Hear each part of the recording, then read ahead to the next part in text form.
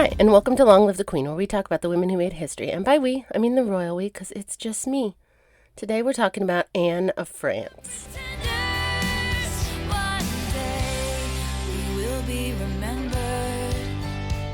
Usually it's just me, but today I have my friend Cristel with me. Hi, Cristel. Hi, Christina. Are you ready to talk about Anne of France? Yes, absolutely. She's epic.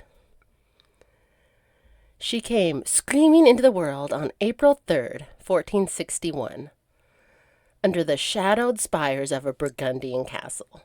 And for the timeline girls, this was 2 years before the legendary Caterina Sforza was born. So they were contemporaries, and she has an episode. I talked about Caterina Sforza with Erin. She was also epic. This was an epic time for the ladies of the world. Sounds like it.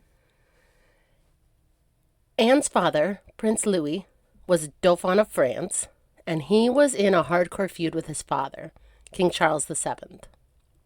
And King Charles VII was probably haunted by Joan of Arc's ghost, because he's the one who ghosted her. Like, she was like, let's make you king. And he's like, woo, yeah. And then she got captured by the English, and he was like, I don't know her. Oh, so this is contemporary with the War of the Roses then. Yes, very close. Her mother was Charlotte of Savoy, who was 19, and she was a scholarly queen-to-be and neglected by Louis, but she'd been married to him since she was a literal child, like 9 years old.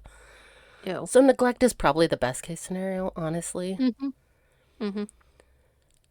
And she was fierce, but like in a much quieter way. Like, she has her own episode. It's a whole thing. Awesome. Anne was born into France that was torn by the 100 Years' War aftermath. It had just ended recently. And France was torn between the Valois crown and its noble vassals who were like, I don't love this guy. So just months after Anne's birth, when she was about 4 months old, her father was in the spotlight because her grandfather, King Charles VII, died. He met a gruesome end. He was starved to death by an abscess on his jaw that sealed his throat. Ew. Yeah, it's not great. I like to think it was Joan of Arc, who was like, here you go.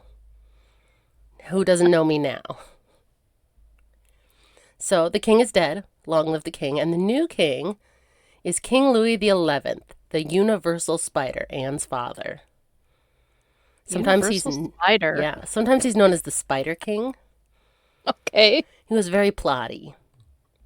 It's shades of Game of Thrones. Oh, for sure. So he bolted to Paris to claim his throne because he was a little worried about his little brother might try and get in on this action.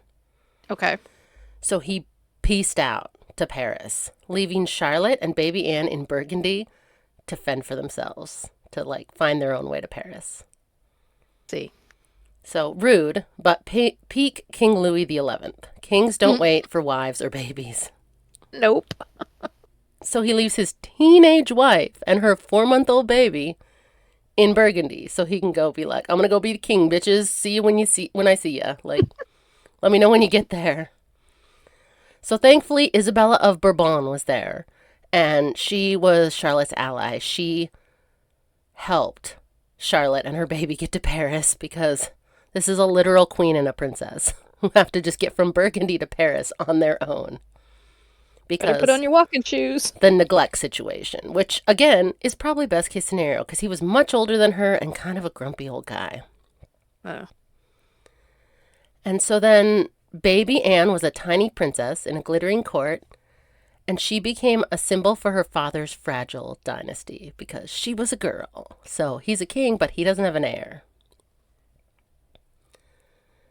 As Anne grew, her father's reign was marked by constant threats, shaping the treacherous world that she would one day master. I feel like this is major. She grew up in this plotty court, and I think she noticed some things probably when she was little.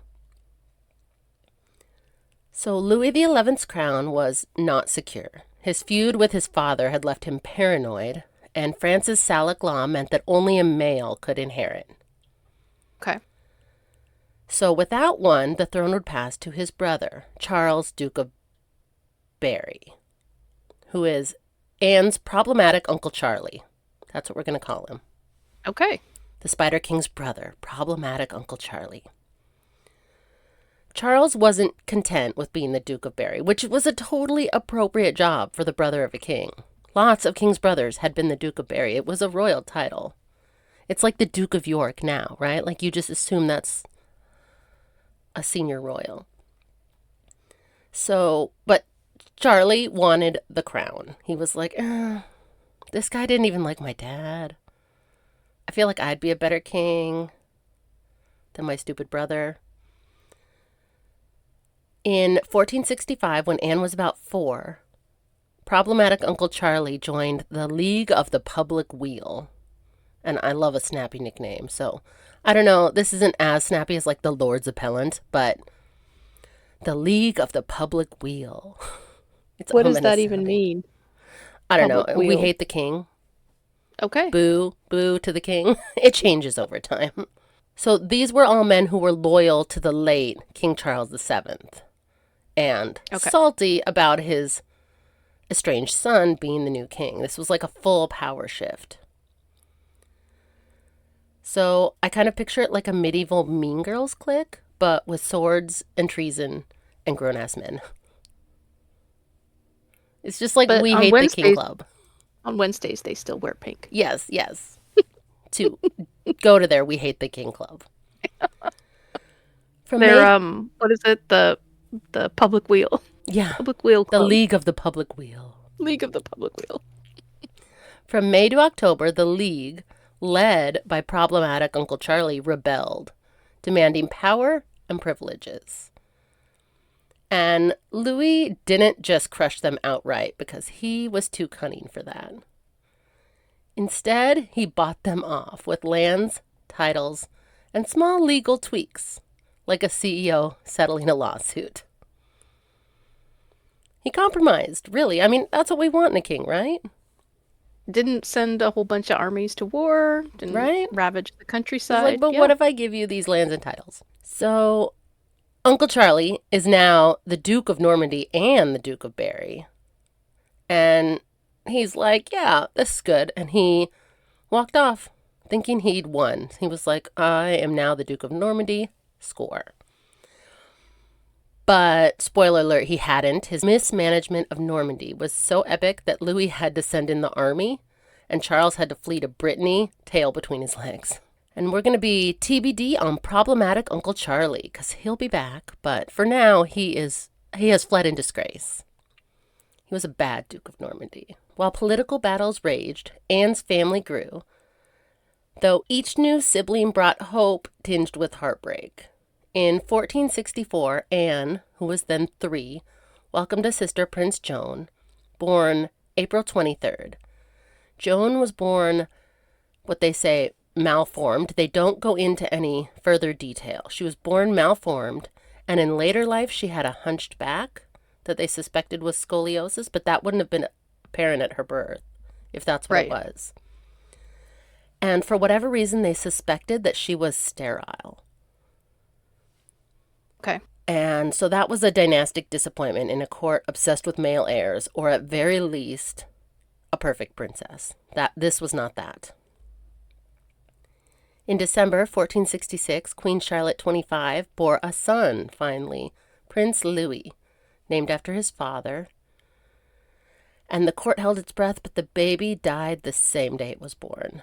So Aww. It didn't last long. And Anne, at 5, was probably too young to fully understand the heir situation, but she wouldn't have been too young to realize that she was expecting a baby brother, and then no baby brother ever materialized from her point of view.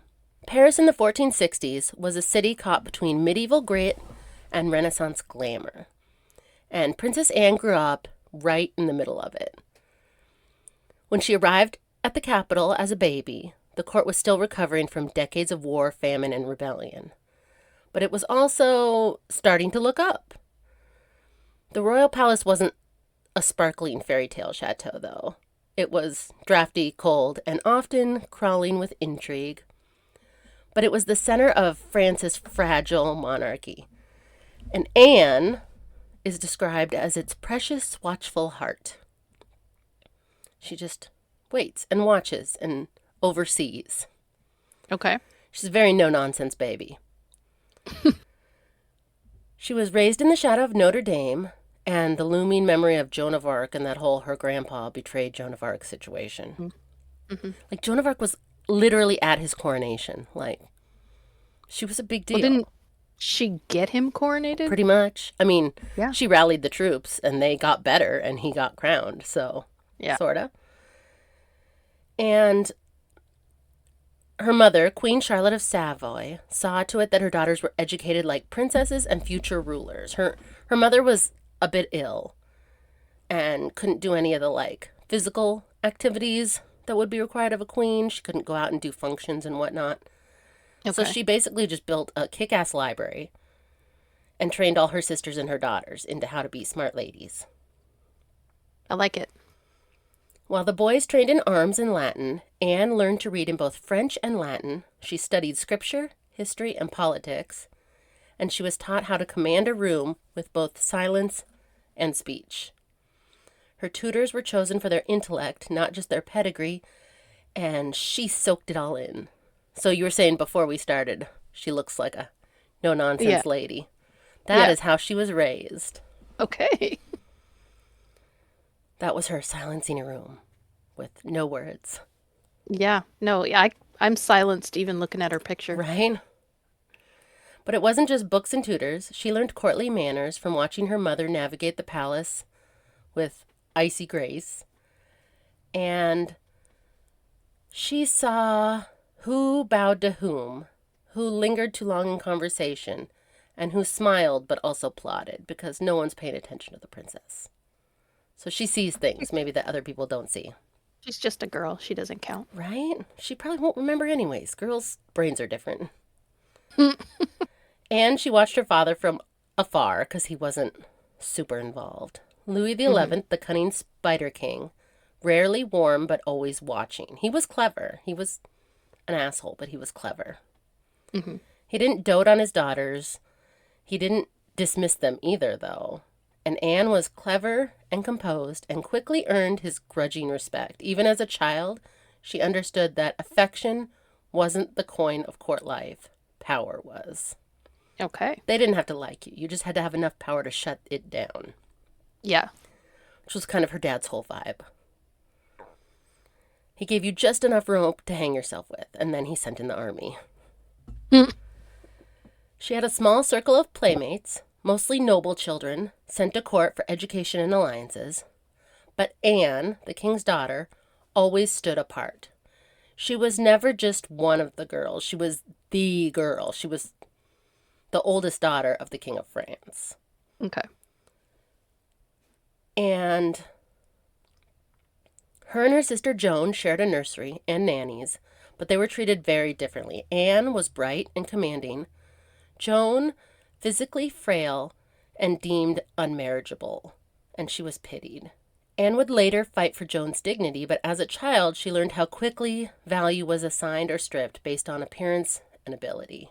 And she probably saw how her mom was dismissed because of her fragile health, and Right. her father wasn't. And there was like no real compassion for those who were seen as missing something important Right. in Okay. this court life. By the time she was 10, Anne had already witnessed plots, betrayals, marriages, and deaths, all the training ground she would need as her future as, spoiler alert, regent, which is pretty major. She wasn't raised to be a figurehead. She was molded to be a strategist. And she lived in the Louvre Palace, which, again, doesn't look like the Louvre looks now. There was no glass pyramid.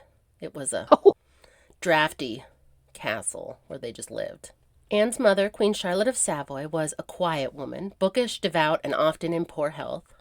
She didn't command a court like a political queen, but she ruled the nursery and the chapel with steady hands.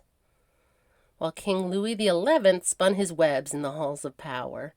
Charlotte created a space of relative warmth and order in a court full of shadows. And in Anne, she found not just a daughter, but a mirror. Anne was a lot like her mother, just Okay. without the frail health. Right. Her mother, Charlotte, was only 9 when she married Louis. And perhaps that's why she was so determined that her daughters would grow up strong, learned, and prepared. She really prepared her daughters. She'd been stuck with this Spider King since she was 9. And her mother wasn't overly affectionate. Charlotte gave her children different things than affection. And the queen oversaw reading lists, she approved tutors, and she made sure that they learned to navigate the world with both humility and purpose. So while she wasn't overly affectionate, she does seem like a pretty good mom. Mm-hmm. Anne idolized her mother in that quiet, watchful way of serious children. She saw Charlotte's dignity, self-possession, and the way she managed to maintain her own identity in a court that often dismissed her. Charlotte was a queen who rarely raised her voice, but never lost authority. And Anne took notes. And again, you can see that in her portrait. That's exactly the vibe Mm-hmm. she's going for. Mm-hmm. Mm-hmm. The two spent long hours together in prayer and study, reading from illuminated manuscripts and discussing scripture and the lives of saints. But Charlotte didn't raise her daughter to retreat into piety. She wanted her to understand how to use her mind and her faith as tools for governance. In many ways, Charlotte gave Anne a moral compass strong enough to withstand whatever she might have to withstand, which would be quite a bit. Mm-hmm. Charlotte taught Anne how to endure. The queen was frequently isolated from her husband because he kept her away for long stretches of time at Amboise. He was just Okay. like, you and the kids can go elsewhere. I have to work. I'm busy. Yeah. Rather than crumbling under this rejection that Charlotte had always felt from her husband, she anchored herself in her children and her responsibilities. She became all about her kids. Which I think Well, is she's probably probably, relieved he was leaving her yeah, alone. it was probably a common tactic too in like a neglectful marriage. Mm-hmm. You have your kids and you just make your life all about your kids. Anne watched her mother navigate disappointment with grace and stubborn strength, a lesson that she would carry into her own somewhat troubled marriage. Spoiler alert? Yeah, happy marriages weren't their goal. That wasn't really on Mm-mm. their list of things that they thought necessary. And her father's the Spider King, so you can probably see where this is going to go. Like, he's not going to put a lot of thought into it. Or, I guess, the opposite of that. He's going to put a lot of thought into it, but it's going to be political thought, not fatherly affection. Yeah. Yeah. In rare letters that survive, Anne later refers to her mother with deep respect and almost reverence. She didn't inherit her father's ruthlessness or her mother's fragility. She took the best of both of them and turned it into something new. And that bond with Charlotte, forged in the quiet corners of Parisian palaces, helped shape Anne not into just a queen's daughter, but into a ruler in her own right. I'm really building her up because I think she's so cool. Oh, yeah. And if you know a little bit of her future, it also, she respected her mother enough to want to be like her to her daughter. Mm-hmm. Exactly. Louis tried to mend fences with his brother, problematic Uncle Charlie. Remember him? He had to flee in Mm-hmm. disgrace when he was a bad Duke of Normandy. Yeah. The vibe was frosty, like a family reunion where everyone's got a knife under the table. They're like, we'll have dinner, but it might not end well. In 1470, Queen Charlotte, 28, delivered Prince Charles, the long awaited Dauphin, born June 30, and he survived. And, probably not a coincidence, he's named Charles, possibly to appease problematic Uncle Charlie, who's newly back with the family. They're both named Charles. Would they have thought it was like bad luck or bad omen to name the second boy Louis as well? No, not necessarily. They Okay. did that a lot, but it kind of made it awkward for everyone else when they did that, because they did do Yeah. that often. Okay. But honestly, I really do think it was somewhat of a peace offering to his newly. What is the The newly opposite of returned estranged? Newly Charles. restranged. That Yeah. feels like the opposite of estranged. I don't know. Louis's father, who he didn't get along with, was also named Charles. So it was kind of an homage to him, but they didn't get along. He was kind of like, look, I'm going to appease the Charles people by naming my Okay. baby. I think it really was a peace offering to not just his brother, but also like the League of the Public Weal. We're all pro Charlies. Okay. So 2 years later, in September 1472, Charlotte bore Prince Francis, Duke of Berry. Remember problematic Uncle Charlie? He didn't Yep. like the title. This is a totally normal title for the heir's brother to get. Hmm. The king gave it to his own son after his brother. I mean, like, if he's gonna disregard it, like, Right? it's I'll not give good it to enough my for me. baby. Yep. Because he is still a baby, this Duke of Berry. The royal Hmm. nursery now held Anne, 11, Joan, 8, Charles, 2, and baby Francis. But the court's relief was short lived because in November 1473, Francis, at the age of just 14 months, died, Aw. leaving Charles just the only heir. Charles, his brother Charles, was the only heir. And that same month that baby Francis died, Duke of Berry, Anne, at 12, was married. So she wasn't 9 like her mom, but she was just 12, which to them they would have seen at the time as like a huge difference. She's basically an adult at 12. She's hit puberty. But yikes, yikes. And wasn't her husband like 30 years older than her? He was way older. At the cusp of adolescence, Anne's life took a dramatic turn as she was bound to a much older man in a strategic alliance. In November 1473, Anne, a sharp-eyed 12-year-old in velvet, stood beside her groom, Peter of Bourbon, 35. Okay, I'm sorry. He was 23 years older. That's a lot. That's a lot It when is you're a both lot. grown-ups, but that's a lot when you are 12 and he's 35. And he was the second cousin once removed, and he was her second cousin once removed, and he was the future Duke of Bourbon. So I just wrote gross. Peter, her spouse, who's 23 years older than her, was the brother of Isabella of Bourbon, the woman who helped her mother and her when she was 4 months old travel to Okay. Paris. Right. So when she was 4 months old and her future husband was 23, like he would have known her. Oh, His sister helped her mother take her to Paris before she even had permanent memories. baby, I'm gonna meet you later. Yikes. Little baby. Watch that baby princess leave and be like, I guess I'll see you in 12 years. Ah, yuck. Okay, so the marriage was sealed in the glittering halls of the French court, and it was a strategic move to bind the powerful Bourbon family to the crown.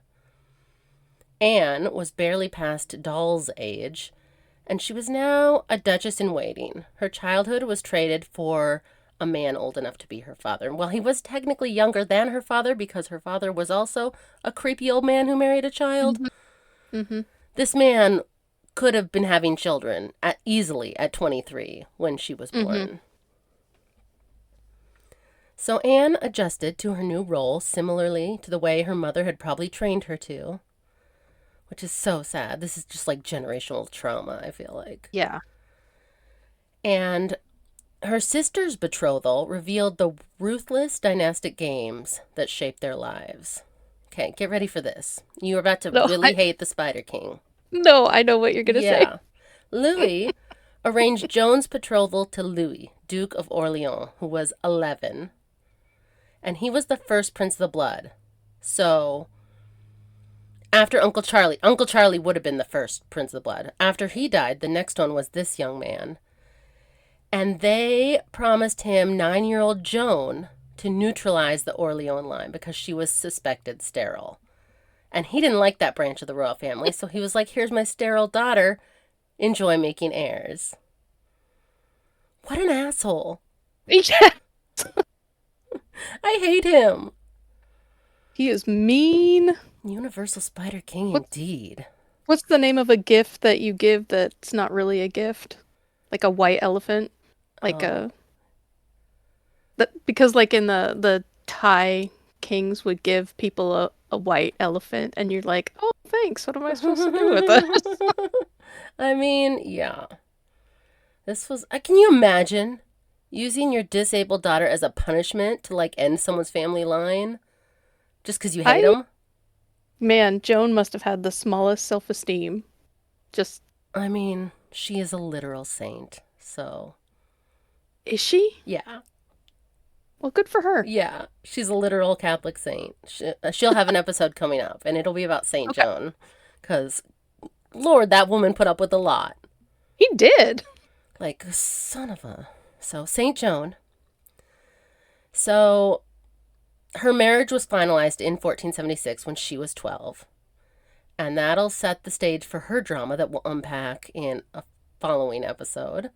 Foreshadowing alert, it was nothing short of a dumpster fire. Anne was shipped to Beaujolais in French wine country, so at least there's that. If you have to Hmm. be a child bride, I guess wine country's not a terrible place to do it in. Nope. And she, by 1476, she bore her first child, likely named after her brother because she named this baby Charles. How old was she when she gave birth? 14 at 15. She was 15. Okay. And to be fair, her mom didn't have her till she was 19, but her mom had children before her that had died. So her mom was also a Oh, very young mother and was okay. just the first one to survive. Okay. I think her mom was 15 or 16 when she had her first baby. I And mean, honestly, it was just seen as polite for them to wait until she was 15 and not just try and impregnate her at 12. But gross. I mean, good. Kind of. I wish it was There's better. some kind of line there at least. Yeah. It was seen as polite.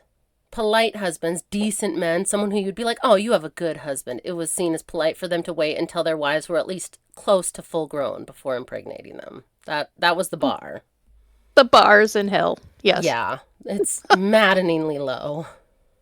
So, this little baby Charles that Anne has, the records are maddeningly vague.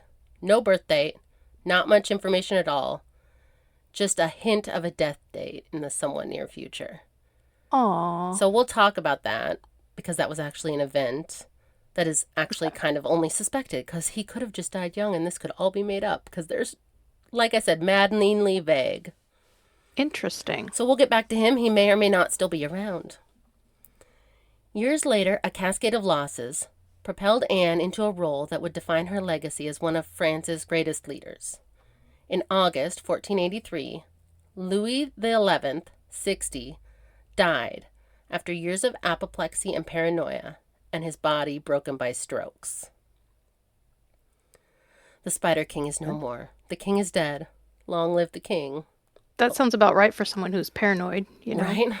Yeah. So Anne's brother Charles the Eighth, the new king, King Charles the Eighth, is Mhm. 13. He's sickly. They point out that he's immature, but he's a 13-year-old boy. So, Yeah. like, why you gotta, I assumed. But they do also point out that he was kind. He was sickly and immature, but he was a kind person, and everyone was kind of shocked that the Spider King's son was nice. Will be remembered.